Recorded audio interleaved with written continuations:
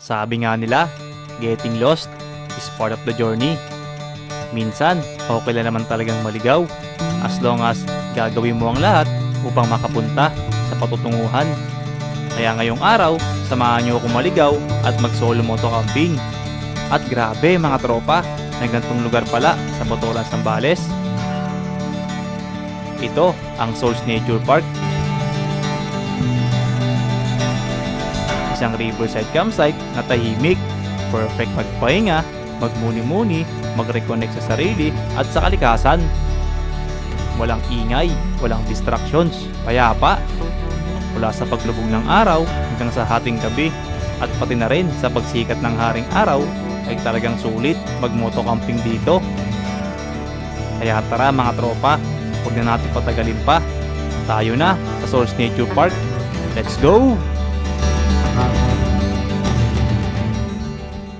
So tara na mga tropa, diretso na to sa Botolan. Wala ba ako naiwan? Susi, cellphone.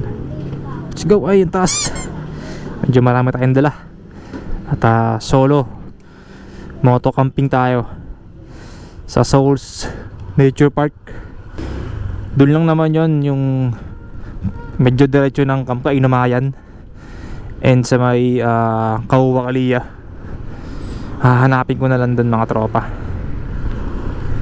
Tara.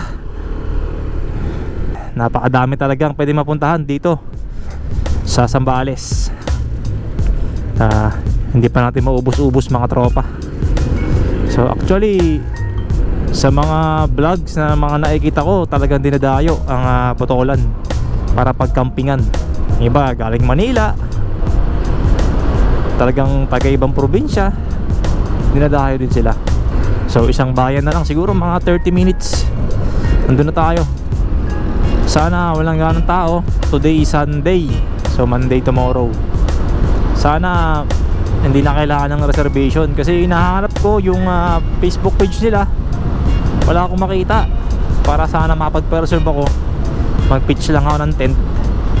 Kaya wala akong idea kung magkano, kung ano yung kailangan dalhin. So ayun, sana lang hindi na kailangan ng reservation para walk in, pwede na. At habang nag-ride ka dito sa may Botolan, kitang-kita mo yung mga bundok. Ayan, sa right side natin. Ang ganda ng kabundukan dun. So medyo marami na rin tayo napuntahan dito sa Botolan. At actually, hindi pa maubos-ubos. Dami. Gusto ko rin i-share sa inyo mga tropa, lalo na yung mga hindi taga Zambales, yung mga wala pang idea kung saan sila pwede mag-camping or any hiking or any adventures na gusto nila. So dito mga tropa, dito na yung intersection. Nakaharang tayo dito eh. And dito rin yung Mount Pinatubo jump off sa may Camp Kainumayan. Dito kami nag-jump off area nun eh. Ayan, karan tayo dito mga tropa.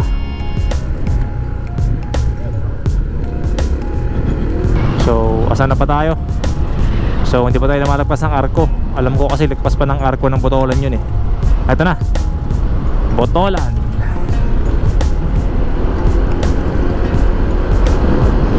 Ayan na.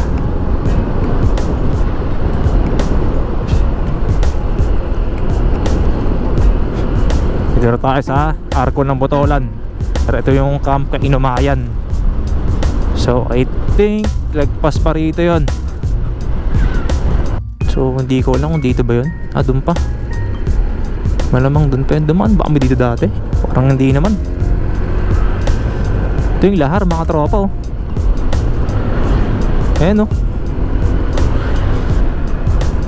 Ang lawak. Hindi na rito yun mga tropa. Ay, lalim. Tingin ko babalik na ako. Hindi dito yun. Alam ko may nilikuan kami dati. Nakapunta na kasi ako doon pero tumambay lang kami mga tropa. It's been a long time. Siguro last year pa ata yun. Tatanong tayo.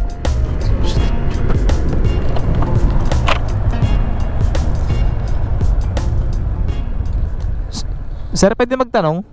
Saan po yung Souls Nature Park? Souls Nature Park?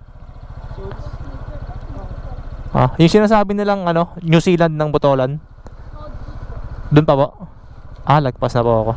Sige po. Ano po? Nagpasan niyo pa kung years to discover. Sige po. Sige po. Sa San Juan. Sige po. Salamat po. So na magpas tayo mga tropa. Doon pa pala sa may arko, bago mag-arko. Nagpas na pala ako. So okay lang. Nakita naman natin to, ang ganda. Kita nyo naman yan. Oh. So lumagpas pala tayo. Ayun, buti may nagsabi ng tamang daan. So ito yung arko ng Yours to Discover. Nagpasan ko daw yan. Magpo 4:30 na. Sana before 5 nandun na tayo. Makakuha na ng pwesto. San Juan daw eh. So hindi naman dito yun sa kaliwa kasi ano yan eh,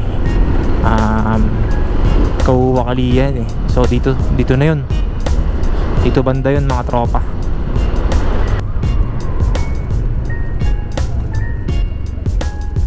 Ito ba yun? Tingnan ko.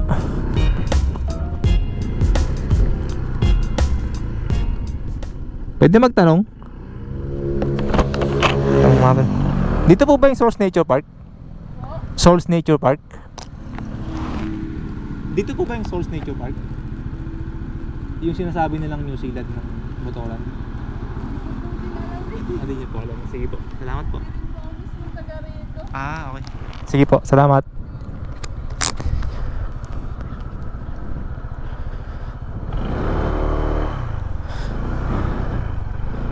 Saan yun? Hindi dyan, sarado dyan.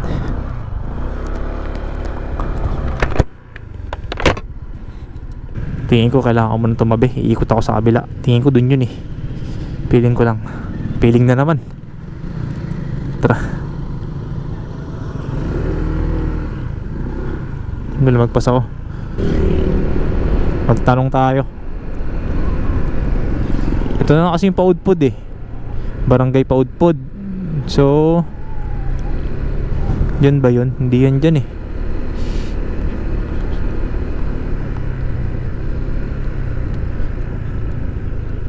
Tanong ko dito. Pwede magtanong po. Saan po yung Souls Nature Park? Souls Nature Park? Souls Nature Park po. Park? Po, yung sinasabi nilang New Zealand. New Zealand. Ito yung pasok na yan. Sa kanan po ba? Ito yan may takip po. Papasok. Yan, yung tabi, yung napasang tao na yan nung nakaubat. Sige po, sige po. Thank you po. Sa kanan pala mga tropa. So dito lagpas daw nung nakaubad. Dito. Ito ba yun? Pasukin na natin. Tignan na natin to. Parang hindi ko naman pinasok to dati Pwede po magtanong, dito po ba yung Souls Nature Park? Sige po. Salamat po. Dito na, tama na to mga tropa. Hindi ko na malapit lang pala. Lamagpas-lagpas na tayo. Ito na nga yun. Yun, finally. Alright. Ito na nga. Grabe na nagpasan natin mga tropa. Masyado akong nagpadala sa memories na mali naman pala yung pagkakaalala ko. Saan kaya tayo magbabayad? Dun. So pitch tayo ng tent dun Marami nagkitent dun. Dito nga tayo nun, naalala ko na. Dito pala, ayan, Souls Nature Park information. Saan tayo magbabayad? So patayin ko muna to mga tropa. Harap muna ang magandang spot. At alamin ko kung saan tayo magbabayad. Tara. Ang ganda oh, mga tropa. Tatanong mo yung mga bundok dun. Tsaka dito. Tingin tayo saan tayo pwede mag-pitch ng tent. Siguro dito na lang. Pero alamin ko muna saan magbabayad. Tara. Mga tropa, nagbayad lang ako kay ate ng 500. Eh si ate nahiya siya magpa-interview. So, naisip ko, naghanap ako saan pwede magpwesto eh. Dito na lang siguro tayo. Ang ganda rito. Malapit sa tubig. Malapit lang din sa kanila. So, doon tayo, lipat tayo doon.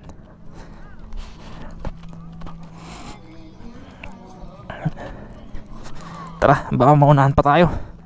Medyo inahapon tayo mga tropa.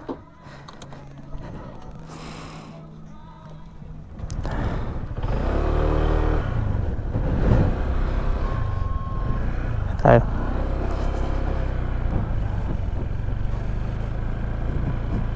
Iniisip ko para tayo bonfire dito. Ito may mga motocamping din. So ito na tayo, Souls Nature Park. And sakto lang din tayo, pababa na ang araw. Ayusin ko lang yung pagkakapark. Baka lumubog tayo. Ayan. Pwede na tayo dito mga tropa. So yun mga tropa, naligaw pa tayo kanina, sobrang layo na napuntahan natin. So hindi ko nakuha ng camera kasi bumaba ako ng motor. And then nilapitan ko dun si ate, nagwawalis. Tatot kay ate, nagbayad ako ng 500 overnight na yun, pitching tent na yun. So mag-pitch lang ako ng tent dito. Siguro tatanong ko mamaya kung magkano yung kubo para meron ako yung idea. At may CR dun. May CR naman dun, may poso na rin. Pwede maghugas ka ng pinagkainan mo or what. May CR naman kung mag-CR ka. Siguro malinis naman kasi may mga naglilinis eh. Parang siya, nagwawalis siya kanina. Nandun sila ate. Nandun sila. So siguro dito ako mag tent. Okay na rito. Nandun tayo mga tropa. Sakto lang tayo, pababa na ang araw. Dito bukas naman yung sunrise. Ayan, kitang-kita may mga bundok. Ang ganda ng kabundukan mga tropa. So tara, set up tayo tent.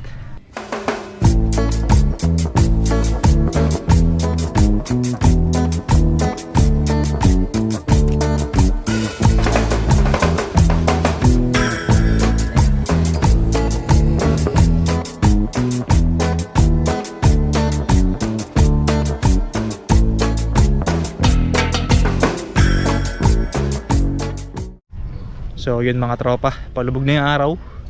Ayun na, magpapahinga muna ako. Pagod din sa biyahe. Tignan ko muna ang paglubog ng araw dito. Pumuna ako. Ay! Mamaya ko na set up tong tent natin, tsaka yung tarp, tsaka ibang gamit. Mamaya na lang. Hopefully may makuha akong kahoy para makapag bonfire. Bonfire tayo dito siguro o dun. Sabi kasi ni ate mas okay mag bonfire sa dating pinagsunugan na para malinis naman tignan nga naman. Mas malinis tignan. Or else dito tayo sa may buhangin. Para tabunan lang natin. Malinis na ulit. Huwag sa damo. Kasi bumabakat yan eh. Kulay itim pangit. So yun lang. Chill tayo dito. Relax. Panoorin natin ang pagbaba ng araw ulit. At bukas ang pagsikat.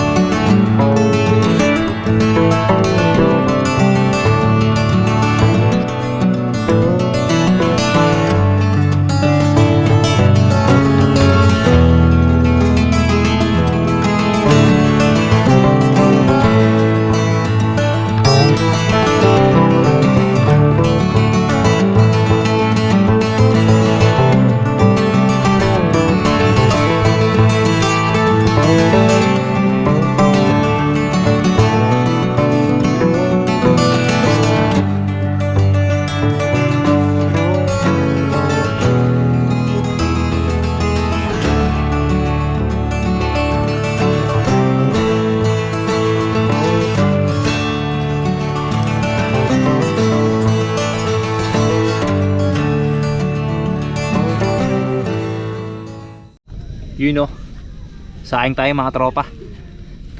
Gutom na ako. Kita ba? Saing tayo.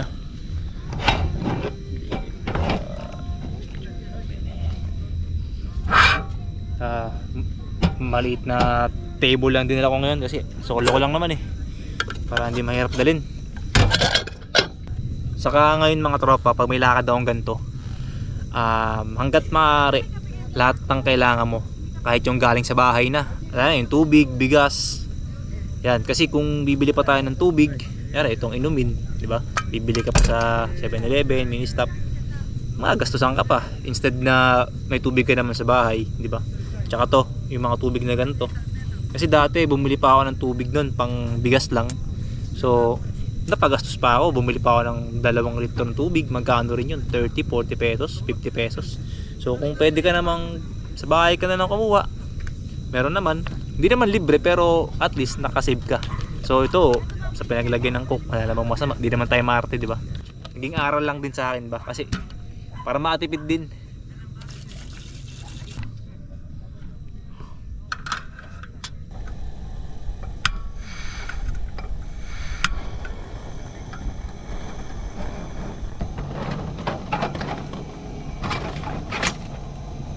So ayun, chill lang muna tayo dito habang nag-aantay ng sinaing. Tingin lang sa langit. Ayun yung buwan, no.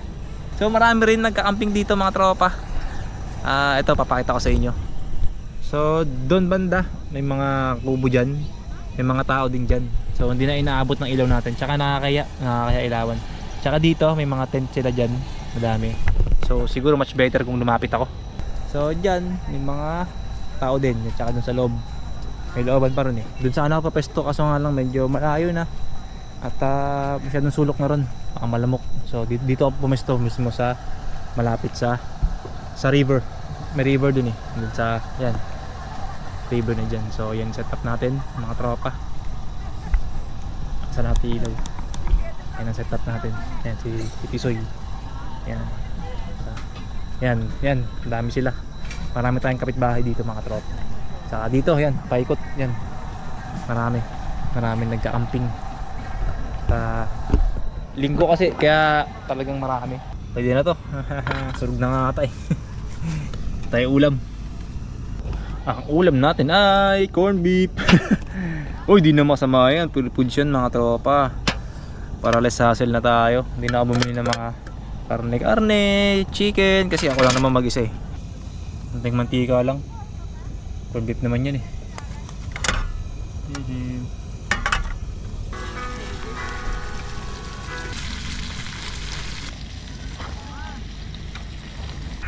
Kain na.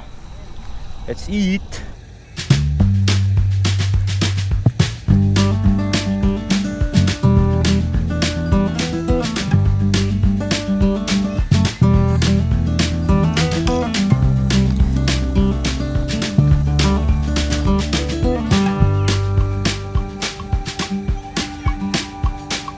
So yun mga tropa, katapos na kumain. So every time na umaalis ako, minsan nakakalimutan ko rin. So nagdadala ko lagi nito, garbage bag, para lahat ng basura ko ilalabas ko, dadalhin ko sa tamang basurahan. Kasi pangit nga naman kung may maiwang makakalat dito, sira na yung campsite, di ba? So malaman ko saan makakuha ng kahoy pang bonfire, susubukan ko. So iwan ko muna to, gamit ko, wala naman siguro mawawala dyan. So tara, samahan nyo ako mga tropa para makapag bonfire tayo. Susubok lang naman, wala namang masamang sumubok. Kung wala, edi okay lang din. Tara. Ito, susubukan kong kumuha ng kahoy. Ito.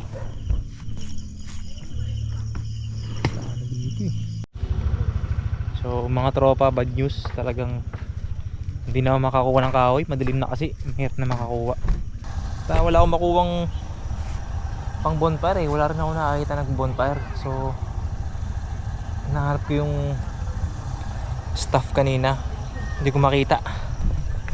Kung mangyayari mag-bonfire ako lang may bonfire. So nahiya naman ako kasi yung kapitbahay ko mausukan.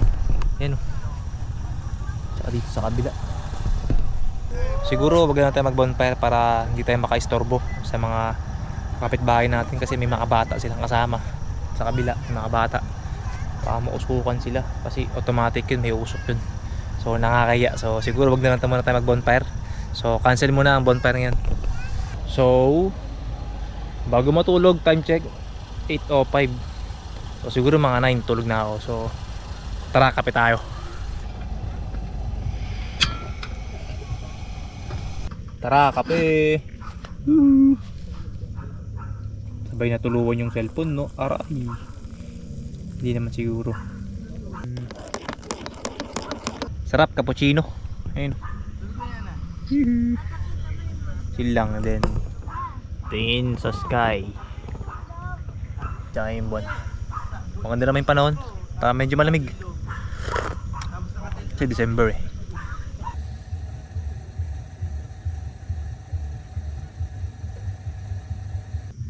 Grabe mga tropa. Lamig. Bila lumamig dito mga bandang alas 9. So time check 10:50 PM.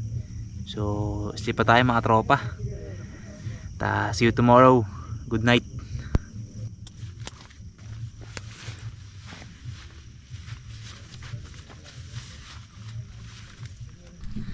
Good morning mga tropa.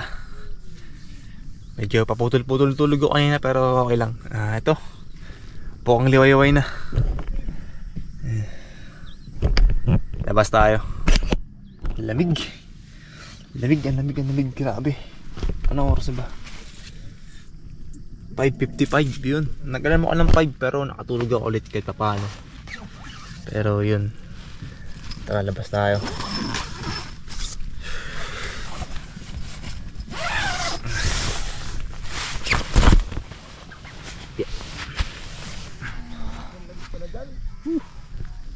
Ayun na, ang bukang liwayway.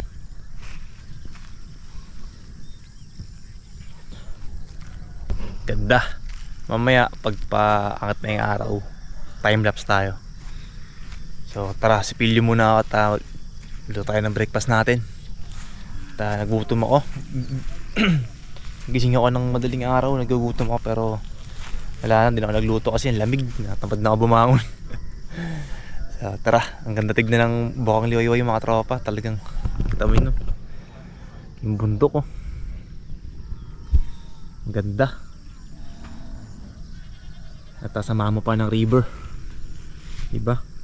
Lapit tayo sa river. Ayan si ate nakaupo dun. Lamig, grabe. Sobrang lamig. Hindi naman sobra pero talagang nilalamig ako. Napakumot ako yun at saka napasuot ako ng jacket. Tabang tulog. Grabe. Medyo mataas ang tubig ngayon ah. Ayun ah. High tide. Doon.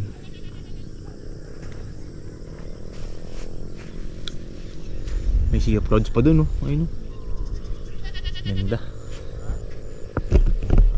Tara, luto muna tayo ng kape and noodles. Kung ano meron ako dyan. Lamig.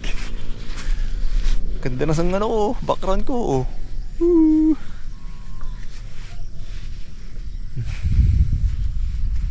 Napakasariwa na umaga mga tropa.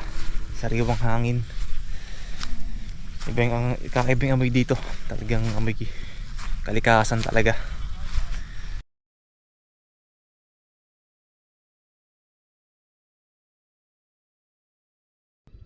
Yon, good morning again mga tropa. Yan. Pasikat na ang araw. Tara, labas tayo. So ito, meron tayong ilog dyan malapit sa ating tent. Yan yung mga nakasabay natin mag-camping. May mga kubo. Yan sila. Ito yung tent natin, tsaka tarp. Kitang-kita mo ang kabundukan dito mga tropa. Yan, palibot sa atin. At samahan mo pa ng magandang sunrise. Ganda. Ayan siya. Ganda na umaga mga tropa. Talagang nakaka-relax. Maya maya palipad tayo ng drone pag medyo maliwaliwanag na talagang sumikat na yung araw. So hinihintay ko ang pagsikat ng araw. Ayan o mga tropa. Ayan. Yung ibang nandito kahapon nagbiyahe na, umuwi na. Ayan sila. Lumuwag na. Pero dun sa kabila marami pa rin. Ayan. Marami sila.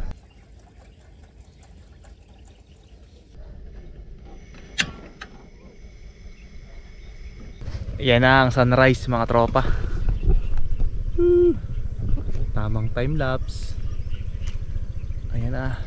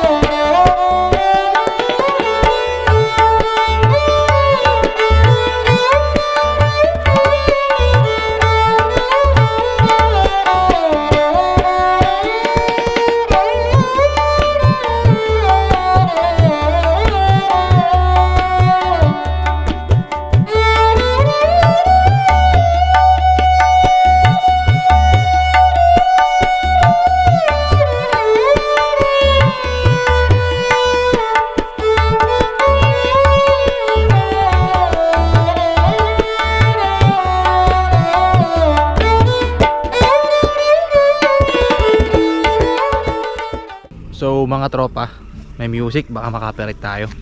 So mga tropa, kung naalala nyo, inakit natin yung Mount Kotunguhan and Mount Kalibungan, di ba? Tapos pangalawa natin nun, nag motocamp tayo sa Mount Kalibungan, inakit natin yung motor natin. Doon yung Mount Kalibungan mga tropa. Kung di ako nagkakamali, alam ko yan yun eh. Yan yung Mount Kalibungan, yan, mas mababa. Yung Mount Kotunguhan, yun yung mas mataas. So subukan nyo ring akitin yun mga tropa. Dalawin nyo na, dalawang bundok yun, Mount Kalibungan tsaka Mount Katunguhan, para isang lakaran na lang, I mean isang event na lang. Maganda mag DIY hike dun. So pwede nyong i-like yung page ng LW Farm, siya rin yung magiging tour guide nyo dun.